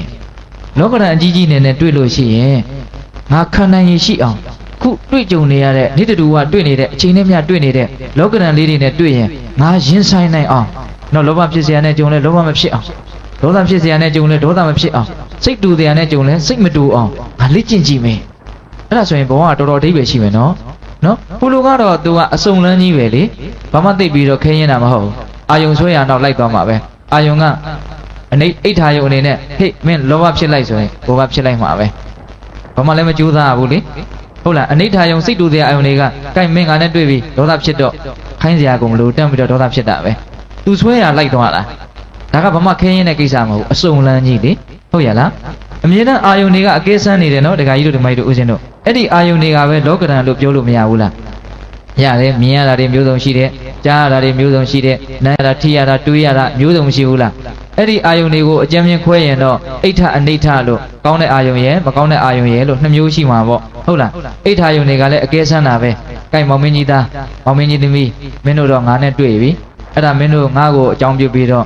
လိုချင်တဲ့ဆွဲလန်းတဲ့လောဘတွေဖြစ်မလားဒါမှမဟုတ်မင်းငါ့ကိုသိမြင်နားလည်ပြီးတော့ပညာတရားဖြစ်အောင်လုပ်မလားအကဲမဆန်ဘူးလား ဘလို့အဖြေထုတ်မတော့ကိုယ်စွမ်းပေါ်မှာမူတည်တယ်နော်အဲ့ဒါအမြဲတမ်းအချိန်နဲ့အမျှမိကုန်းထုတ်နေတာဘဝဆိုတာပြဿနာဆိုတာအဲ့ဒါပဲဟုတ်လားပြဿနာကအင်မတန်လေးနေတဲ့ပြဿနာပေါ့နော်အိဋ္ဌာယုန်တွေကလည်းကိုယ့်ကိုပြဿနာတက်အောင်လုပ်နေတာအဲလောဘဖြစ်ရင်တော့ပြဿနာပိုးရှုပ်ထွေးသွားလိမ့်မယ်ဟုတ်ရလားအနိဋ္ဌာယုန်ကလည်းကိုယ့်ကိုမိကုန်းထုတ်နေတာပဲတခုခုဆုံးဖြတ်ခိုင်းနေတာပဲနော်ပြဿနာရှားနေတာပဲအကဲဆန်းနေတာပဲမင်းငါနဲ့တွေ့ပြီးမကြည်မနှက်နဲ့စိတ်တူတဲ့ဒေါသတွေပဲဖြစ်မလားဒါမှမဟုတ်မင်းငါကိုသိမြင်နားလည်ပြီးတော့သိခံခြင်းခန္တီတို့ဟုတ်လားအကျိုးလိုလားခြင်းမေတ္တာတို့သိမြင်နားလည်ခြင်းပညာတို့ဒါတွေဖြစ်အောင်လုပ်မလားကံမင်းကြိုက်တဲ့လမ်းရွေအစုံလမ်းရရင်လိုက်ရင်တော့လွယ်လွယ်လေးပေါ့နော်အေးမကောင်းတာနဲ့တွေ့တော့မိုင်းလိုက်ရုံပဲကောင်းတာနဲ့တွေ့တော့ကြိုက်လိုက်ရုံပဲဟုတ်လားလွယ်လွယ်လေးနော်အေးဒါပေမဲ့လွယ်တဲ့နီးကတော်တော်နောက်ပိုင်းမှာအခြေအနေဆိုးတယ်ဟုတ်ရဲ့လားဒါကြောင့်ကောင်းတဲ့လောကဓာတ်နဲ့တွေ့မကောင်းတဲ့လောကဓာတ်နဲ့တွေ့ကောင်းတဲ့အာယုန်နဲ့ပဲတွေ့မကောင်းတဲ့အာယုန်နဲ့ပဲတွေ့ဟုတ်ရဲ့လားအဲ့ဒါတွေရဲ့သဘောကိုကောင်းကောင်းနားလည်ပြီးတော့နော်ຢာကဒေါသမဖြစ်အောင်ပညာတရားဖြစ်အောင်မေတ္တာတရားဖြစ်အောင်ခန္တီတရားဖြစ်အောင်ကြိုးစားနိုင်မဲ့ဆိုရင်တော့ဒါအင်မတန်ကောင်းတဲ့အဖြေထွက်တယ်ပေါ့ဟုတ်ရဲ့လားအဲ့ဒါပညာရှိသူတော်ကောင်းတို့ရဲ့လောကဓာတ်ကိုရင်ဆိုင်တဲ့နည်းပေါ့အဲ့ဒါဦးဇင်းပြောချင်တာအရေးအကြီးဆုံးကတော့လောကဓာတ်ဆိုတာအကြီးကြီးအတွင်းမှာလောကဓာတ်လို့မထင်စေချင်တာပါပဲဟုတ်လားအမြဲတမ်းအချိန်နဲ့အမျှလောကဓာတ်ဆိုတာတွေ့နေတယ်ဟုတ်လားလောကဓာတ်တွေ့နေတယ်ငါ့ကိုအကဲဆန်းနေတယ်အဲ့ဒီလောကဓာတ်ကိုငါဘယ်လိုစိတ်ဓာတ်နဲ့ရင်ဆိုင်ဖြတ်သန်းမလဲဆိုတာကိုကောင်းကောင်းနားလည်ထားရမယ်ဟုတ်ရဲ့လားအဲ့လိုဘိသက်ပေါင်းသူတော်ကောင်းတို့တရားကနည်းနည်းမြန်နဲ့သွားသလားဦးဇင်းကတော့နဲ့တယ်လို့မထင်ပါဘူးနော်ဘာလို့ဆိုလူတိုင်းမှာဉာဏ်ရှိတယ်နော်ဒါနေတိုင်းဟိုစဉ်းစားရမယ်အစဉ်ပြေအောင်လုံနီးကင်နီးလေးတွေဒါဦးဇင်းတို့ဒေသနာနဲ့အညီပြောကြည့်တာဟုတ်ရဲ့လားဒါဦးဇင်းတို့လည်းပဲဟိုကိုတရားကိုပြန်ပြီးတော့နားထောင်ရင်းနဲ့ဒါအတိညာလည်းပဲထိုက်တဲ့လောက်တိုးတာပေါ့ဟုတ်ရဲ့လားပိသက်ပေါင်းသူတော်ကောင်းတို့လည်းပဲဒါလောကဓာတ်ကတော့တွေ့မှာပဲလေတွေ့မှာပဲဆိုတာထက်တွေ့နေတာပဲလေဆိုတာကိုပို့ပြီးတော့သဘောပေါက်စေချင်တာတွေ့မှာဆိုတာကစောင့်နေရတဲ့သဘောရှိတယ်အကြီးကြီးတွေ့မှာကိုကလောကဓာတ်လို့ထင်တာကိုဟုတ်လားအခုပြောချင်တာကအဲ့ဒီတွေ့မှာဆိုတာထက်အခုကိုတွေ့နေတာအမြဲတမ်းတွေ့နေတာဆိုတာကိုပြောချင်တာဟုတ်ရဲ့လားအဲ့တော့အဲ့ဒီလောကဓာတ်ကိုတွေ့နေတဲ့လောကဓာတ်ကိုလောကဓာတ်များနားလည်ပြီးတော့ရင်ဆိုင်အောင်ဖြတ်သန်းတဲ့နည်းကတော့သောသောကပြောတဲ့အတိုင်းကောင်းကောင်းမှန်မှန်ကန်ကန်သဘောပေါက်တဲ့နည်းပေါ့ဟုတ်လားအေးအဲ့ဒါကိုဦးဇင်းတို့လက်တွေ့ကြကြကျင့်သုံးကျင်တယ်ဆိုရင်တော့တတိပဋ္ဌာန်နည်းကိုအားကိုးကြရမှာဟုတ်လားဘာပဲဖြစ်တိုင်းနော်ဖြစ်ပေါ်တိုင်းအမှတ်တတိကြီးကြီးနဲ့ကောင်းကောင်းနားလည်အောင်ကြိုးစားရမှာဟုတ်လားအဲ့ဒါလိုနားလည်အောင်ကြိုးစားတဲ့ကိုယ်ခန္ဓာရဲ့အကြောင်းကိုအမှန်တိုင်းသိအောင်ကြိုးစားတဲ့ဒီတတိပဋ္ဌာန်နည်းကိုတကယ်ကြိုးစားပြီဆိုရင်တော့နော်မြတ်စွာဘုရားကတတိပဋ္ဌာန်ရဲ့အကျိုးတရားတွေကိုဟောထားတာရှိတယ်လေ9မျိုးတောင်ဟောထားတာရှိတယ်နော်ဒါလေးဏိကုံးချုပ်ပြောပြီးရင်ဥစဉ်တရားအဆုံးသတ်မယ်ဟုတ်လားတတိပဋ္ဌာန်တရားကိုပွားများတယ်တတိပဋ္ဌာန်ဆိုတာကာယ ानु ပဒနာတတိပဋ္ဌာန်ရှိတယ်ခန္ဓာကိုယ်ရဲ့သဘောတဘာဝအမှန်ကိုသိတာပေါ့ဝေဒနာ ानु ပဒနာတတိပဋ္ဌာန်ရှိတယ်ခံစားချက်တွေကိုအမှန်တိုင်းသိတာပေါ့နော်တပည့်စိတ် ानु ပဒနာတတိပဋ္ဌာန်ရှိတယ်စိတ်တည်ရဲ့သဘောကိုအမှန်တိုင်းသိတာပေါ့လုတ်ပြီးတော့ရှုတာမဟုတ်ဘူးနော်ဖြစ်နေတာကိုဖြစ်နေတဲ့အတိုင်းလေးရိုးလေးသိတာခုထိုင်းနေရင်လည်းထိုင်းနေတယ်လို့သိတယ်ထိုင်းနေတဲ့ပုံလေးကိုအာရုံပြုတ်ပြီးတော့ထိုင်းနေတယ်လို့သိတယ်အဲ့ဒါတတိပဋ္ဌာန်ပဲထိုင်းနေတယ်လို့သိပါမှရင်ဘာဖြစ်လာမလို့ဆိုညောင်းတာတွေပူတာတွေကြိုက်တာတွေဒါတွေလည်းသိလာမယ်ဒါလည်းတကယ်အရှိတရားပဲမဟုတ်လားသဘောပေါက်တယ်နော်အေးအဲ့ဒီထဲမှာခံရခက်တယ်ခံလို့ကောင်းတယ်ဆိုတာလည်းရှိမယ်ဒါဝေဒနာသဘောတွေပဲဟုတ်ရဲ့လားအဲ့ဒါကိုကသိပါများလို့ရှိရင်ဘလို့ဖြစ်လာတော့ဆိုတော့ခန္ဓာကိုယ်ပေါ်မှာဘာတွေပဲဖြစ်ပြီးဆုံးသွားတယ်ချုပ်ပြောက်သွားတယ်နောက်ထပ်အသစ်သဘောတရားတစ်မျိုးတွေထပ်ဖြစ်တယ်အဲ့ဒါလည်းပြီးဆုံးသွားတယ်လို့အဲ့ဒီအတိကိုရမယ်အဲ့ဒီအတိကြတော့လောကဓာတ်ကိုရင်ဆိုင်နိုင်တဲ့အတိဖြစ်သွားတယ်ဟုတ်လားဒါပေမဲ့အဲ့ဒီအတိကိုရအောင်ဘယ်လိုလုပ်ရမှာလို့ဖြစ်တိုင်းသောခန္ဓာရဲ့သဘာဝကိုသိအောင်ကြိုးစားရမယ်အဲ့ဒါလုံမရှိရဘူးနော်သူရှိနေတဲ့အတိုင်းအမှန်အတိုင်းလေးသိအောင်ကြိုးစားမယ်ရိုးလေးဟုတ်လားဝင်လေထွက်လေရှုတယ်ဆိုရင်လုံလည်းမရှုနဲ့ထိနေတဲ့သဘောလေးသိလိုက်သိပေါ့ဝင်လည်းသိထွက်လည်းသိထိတိုင်းသိပေါ့ဟုတ်လားအောက်ကတင်မနဲ့ကြံတဲ့ထိနေတာလည်းရှိတယ်သိပေါ့လက်ချင်းထိနေတာရှိတယ်သိပေါ့အဝတ်နဲ့ခန္ဓာနဲ့ထိနေတာရှိတယ်သိပေါ့ထိတာတွေဒီကိုလုံးမှာအများကြီးရှိတယ်နောက်ကိုကကြိုးစားကြည့်ရင်ဟာသိကြတွေကိုအများကြီးပါလားလို့သိလာလိမ့်မယ်ဒါရုပ်ပိုင်းဆိုင်ရာကိုပြောတာနော်အဲ့ဒါကာယ ानु ပဒနာသတိပဋ္ဌာန်ပဲနော်သိပါများလို့ရှင်ဟာဟိုနာကတစ်မျိုးဖြစ်ဒီနာကတစ်မျိုးဖြစ်ကောင်းတာတွေရောမကောင်းတာတွေရောခံစားချက်တွေအမျိုးမျိုးရှိတယ်ဟုတ်လားအဲ့ဒီဟာတွေကိုလည်းလိုက်ပြီးတော့အမှန်တိုင်းသိခံစားချက်လည်းမမြဲဘူးဆိုတာနောက်တော့သဘောပေါက်သွားမယ်အဲ့လိုမမြဲဘူးလို့သိရင်နေရထိုင်ရတာတော်တော်တက်တာမယ်ပေါ့ဟုတ်လားပြီးတော့ပါတော့စိတ်တွေဟာတောင်တွေးမြောက်တွေးအစင်မြင်တာလည်းပါရဲ့အစင်နေတာလည်းပါရဲ့ပူလောင်တာတွေလည်းပါရဲ့အေးချမ်းတာတွေလည်းပါရဲ့အမျိုးမျိုးစိတ်ထဲမှာအတွေးတွေမရှိဘူးလားရှိတယ် နော်ဒါအကျမ်းမြင်ပြောရနော်ဟုတ်ရလားအဲ့ဒါလို့တတိပဋ္ဌာန်တရားခန္ဓာရဲ့သဘာဝကိုအမှန်တိုင်းသိမြင်နားလည်အောင်ကြိုးစားတဲ့အလုပ်ပေါ့ဟုတ်လားအဲ့ဒါကိုကြိုးစားတယ်ဆိုလို့ရှိရင်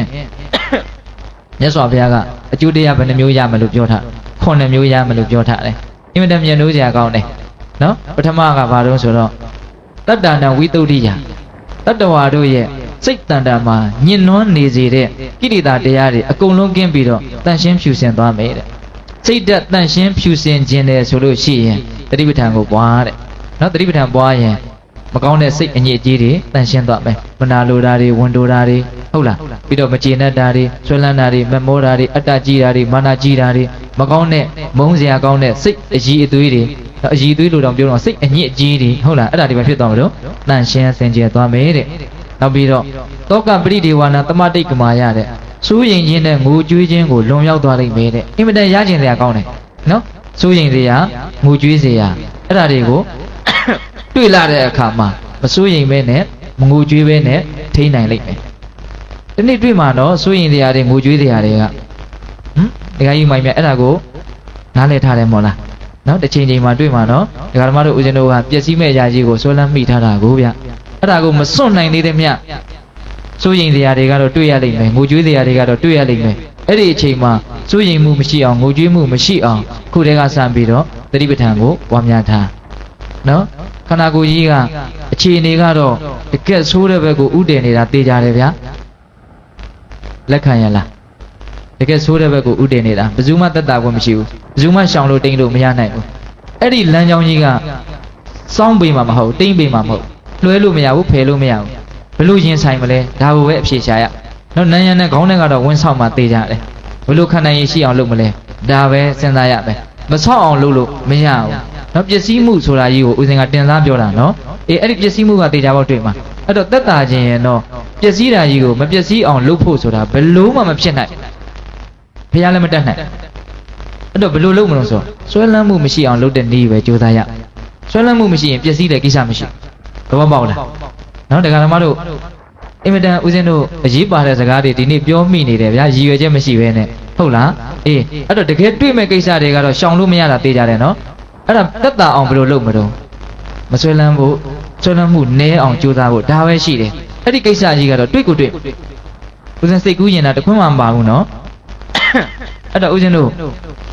့စိုးရင်စရာငိုကြွေးစရာတွေဟာတွေ့ပါလိမ့်မယ်အဲ့ဒီအချိန်မှာစိုးရင်မှုငိုကြွေးမှုမရှိအောင်ဘယ်လိုလုပ်မလို့တတိပဋ္ဌာန်နည်းကိုအားကိုးရမယ်တတိပဋ္ဌာန်နည်းသည်ဆွဲလန်းမှုကိုနည်းစေတဲ့နည်းပဲနောက်ဆုံးဆွဲလန်းမှုကင်းသွားစေတဲ့နည်းပဲအမှန်တိုင်းသိတော့ဆွဲလန်းမှုကင်းသွားတာပေါ့နည်းသွားတာပေါ့ဒီသဘောပါပဲဟုတ်လာ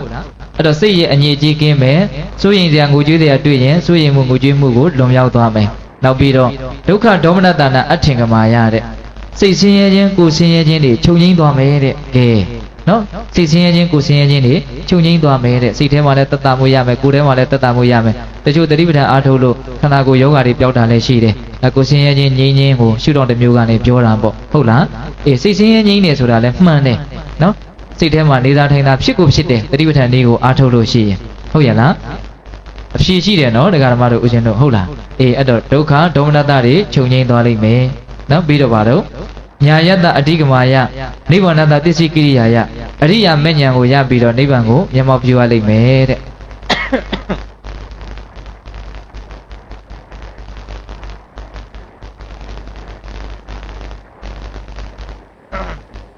ဒါကတော့ဦးဇင်းတို့အဆုံးစုံပန်းတိုင်ကိုပြောတာပေါ့ဟုတ်လားအေးသစ္စာလေးပါးတရားသိမြင်အရိယာသူတော်စင်အဖြစ်ကိုရောက်မယ်ပေါ့နောက်ဆုံးဒုက္ခအလုံးချုပ်ငြိမ်းမယ်ပေါ့ဟုတ်လားဒါကြောင့်တတိပဋ္ဌာန်နည်းနဲ့နေ့တူဝါတွေ့ကြုံနေရတဲ့အချိန်တိုင်းတွေ့ကြုံနေရတဲ့လောကဓာတ်တရားတွေကိုရင်ဆိုင်ဖြတ်သန်းနိုင်အောင်ကြိုးစားရမယ်ဟုတ်လားမကောင်းတာမှလောကဓာတ်မဟုတ်ဘူးကောင်းတာဟာလည်းလောကဓာတ်ပါဒီအချက်တွေကိုဦးဇင်းပြန်ပြီးတော့ဏီကုန်းချုပ်တော့မယ်နော်ဦးဇင်းတရားဟောတာ45မိနစ်တောင်ရှိသွားပြီနော်နာရီဝက်လောက်မှန်းထားတာ45မိနစ်ရှိသွားပြီဟုတ်လားအဲ့တော့တရားဓမ္မတို့ဦးဇင်းတို့ဘဝအတွက်တကယ်အသုံးတည့်လိမ့်မယ်လို့လည်းဦးဇင်းယုံကြည်ပါတယ်ဟုတ်ရလားဒါကြောင့်ဦးဇင်းပြောခဲ့တဲ့တရားတွေကိုပြန်ပြီးတော့အကုန်လုံးအနှစ်ချုပ်တော့မယ်ဟုတ်ရလားလောကဓာတ်တရားတွေနဲ့တွေ့ရင်မတုံမလှုပ်အောင်ထိမ့်သိမ့်နိုင်ခြင်းသည်မင်္ဂလာပါဟုတ်ရလားလောကဓာတ်တရားဆိုတာဘယ်နှပါးရှိလဲ10ပါးရှိတယ်ကြာခြင်းမရခြင်းရွှေရန်ရှိခြင်းမရှိခြင်းချီးမွမ်းခြင်းကဲ့ရဲ့ခြင်းချမ်းသာခြင်းဆင်းရဲခြင်းဟုတ်ရလားအေးလူမိုက်တွေလည်းဒီလောကဓာတ်10မျိုးကတွေ့တာပဲ ပညာရှိတွေလည်းဒီလောကရန်ရှင်မျိုးကတွေ့တာပဲတွေ့တာချင်းတူပြီမလို့ပြန်တုံ့ပြန်ပုံချင်းမတူပါဘူးလူမိုက်တွေကြတော့ဒီသဘောကိုနားမလဲပဲနဲ့လောကရန်တွေရဲ့ပြီးဆုံးသွားတဲ့သဘောချုပ်ပြောက်သွားတဲ့သဘောပျက်စီးသွားတတ်တဲ့သဘောကိုနားမလဲပဲနဲ့ဟုတ်လားသဘောမပေါက်တဲ့အတွက်ကြောင့်ကောင်းတာတွေနဲ့တွေ့တော့ဆွဲလန်းကြတယ်မကောင်းတာတွေနဲ့တွေ့တော့မကြည်မနှက်ဖြစ်ကြတယ်ဒါကြောင့်သူတို့ဘဝသည်ဆွဲလန်းခြင်းမကြည်နှက်ခြင်းဖြင့်အမြဲတမ်းတုန်လှုပ်နေတယ်တဲ့အဲ့ဒါဒီခါတည်းရဒကာဓမ္မတို့ဦးဇင်းတို့လည်းလူမိုက်တွေတဲ့ပါတာပဲနော်ဒါဦးဇင်းတို့လည်းလူမိုက်တွေတဲ့ပါတာပဲနော်ဟုတ်ရဲ့လားဘာဖြစ်လို့လဲဆိုတော့ကောင်းကောင်းသဘောမပေါက်တဲ့အချိန်မှာကိုယ်လည်းရာဂဒေါသမဖြစ်ဘူးလားဖြစ်တယ်ဒါလူမိုက်တို့ရဲ့တုံ့ပြန်နည်းပေါ့ဟုတ်လားပညာရှိသူတော်ကောင်းတွေကြတော့ကောင်းတာနဲ့တွေ့လည်းပဲသဘောကိုနားလဲတယ်မကောင်းတာနဲ့တွေ့လည်းပဲအဲ့ဒီသဘောကိုနားလဲတဲ့အတွက်ကြောင့်ရာဂဒေါသမဖြစ်အောင်ထိမ့်ပြီးတော့သူတို့ကလောကဓာတ်ကိုတုံ့ပြန်ကြတယ်တဲ့ဟုတ်ရဲ့လားအေးအဲ့ဒါလို့ဆိုရင်မတုံမလှုပ်တဲ့အတွက်ကြောင့်မင်္ဂလာပေါ့ဟုတ်လားအဲ့တော့ဏီကုန်းချုပ်ပြောလိုက်တာကဘာတော့အကြီးကြီးလောကဓာတ်မှာလောကဓာတ်လို့မအောင်မေးပါနဲ့ဟုတ်လားအသေးလေးလောကဓာတ်လေးတွေနေ့တူကအချိန်နဲ့အမျှတွေ့နေပါတယ်ဟုတ်ရဲ့လားအဲ့ဒါကိုလည်းပဲကောင်းကောင်းနားလေသဘောပေါက်ပြီးတော့ကြော်လွှားနိုင်ဖို့မလိုဘူးလားလိုတယ်ဟုတ်လားအဲ့ဒါလိုကောင်းကောင်းနားလေသဘောပေါက်အောင်ကြော်လွှားခြင်းနဲ့ဆိုရင်ဘယ်နည်းဟာအကောင်းဆုံးတော့တတိပဋ္ဌာန်နည်းသည်အကောင်းဆုံးပါဟုတ်ရဲ့လားဒါကြောင့်ဘေးသက်ပေါင်းသူတော်ကောင်းတို့တတိပဋ္ဌာန်တရားကိုလေ့ကျင့်ကြိုးကုပ်အားထုတ်ပြီးတော့တွေ့ကြုံရတဲ့လောကရန်ဇိုးအမျိုးမျိုးလောကရန်ကောင်းအမျိုးမျိုးကိုမတုံအောင်မလွတ်အောင်တုံ့ပြန်နိုင်ကြတဲ့ထိနိုင်သိနိုင်ကြတဲ့အရိယာသူတော်ကောင်းတွေဖြစ်ကြပါစေလို့ဦးဇင်းတို့ဆန္ဒပြုပြီးတော့ရည်သက်သွန်ချအမြတ်တမ်းပေးဝေကြရအောင်